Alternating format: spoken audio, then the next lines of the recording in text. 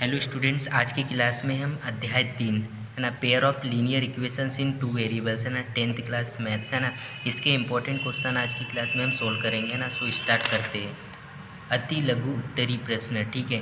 अनुपातों A1/A2, B1/B2, C1/C2 की तुलना कर ज्ञात कीजिए कि निम्न समीकरण युग्म द्वारा निरूपित रेखाएं एक बिंदु पर प्रतिच्छेद करती है, समांतर अथवा समपाती। इसमें बताना है कि समांतर अथवा समपाती है, ठीक है। जैसे क्वेश्चन नंबर फर्स्ट क्या है, 5x minus 4y plus 8 is equal to 0, 7x plus 6y minus 9 is equal to 0। ये फर्स्ट क्वेश्चन हो गया। और second 9x plus 3y plus 12 is equal to 0, 18x plus 6y plus 24 is equal to 0, ठीक है। Third है 6x minus 3y plus 10 is equal to 0, 2x minus Y plus 9 is equal to 0। तो कैसे solve करना है इसको देखते हैं, ठीक है।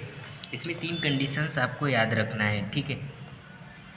इसका first question 5x minus 4y plus 8 is equal to 0, 7x plus 6y minus 9 is equal to 0। तो ये कंडीशन में आपको क्या रखना है, वैल्यू जो यहाँ पे गिवन है यहाँ पे पुट करना है, ठीक है।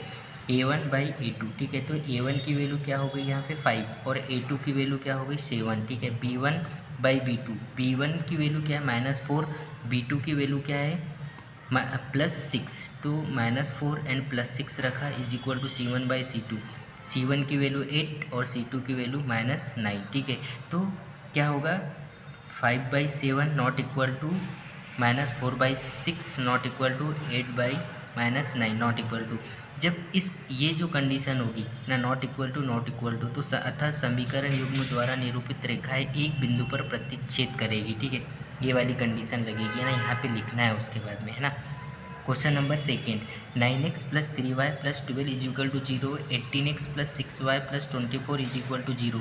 A1 की वैल्यू यहाँ पे 9 है, A2 की वैल्यू 18 है, B1 की 3, B2 की 6 और C1 की 12, C2 की 24 है ना।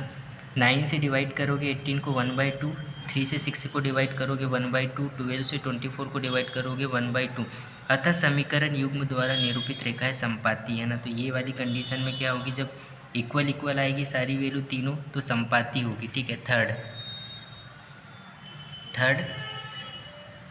6x minus 3y plus 10 is equal to 0, 2x minus Y plus 9 is equal to 0, ठीक है। A1/A2 is equal to B1/B2 is equal to C1/C2, ठीक है। A1 की वैल्यू क्या रखोगे 6, A2 की वैल्यू 2 एंड B1 की वैल्यू -3 एंड B2 की वैल्यू -1, ठीक है। और C1 की वैल्यू 10 और C2 की वैल्यू 9 है ना। 2 से 6 को डिवाइड करोगे तो 3/1 एंड 3/1 है ना। ये तो इक्वल है लेकिन ये नॉट इक्वल है ना, 3/1 नॉट इक्वल टू 10/9। तो इस कंडीशन में क्या होगी, अतः समीकरण युग्म द्वारा निरूपित रेखाएं समांतर होगी है ना, समांतर होगी जो कभी प्रतिच्छेद नहीं करेगी, ठीक है। तो ये इंपॉर्टेंट पार्ट है ना, इसका इंपॉर्टेंट क्वेश्चन भी और पार्ट फर्स्ट है।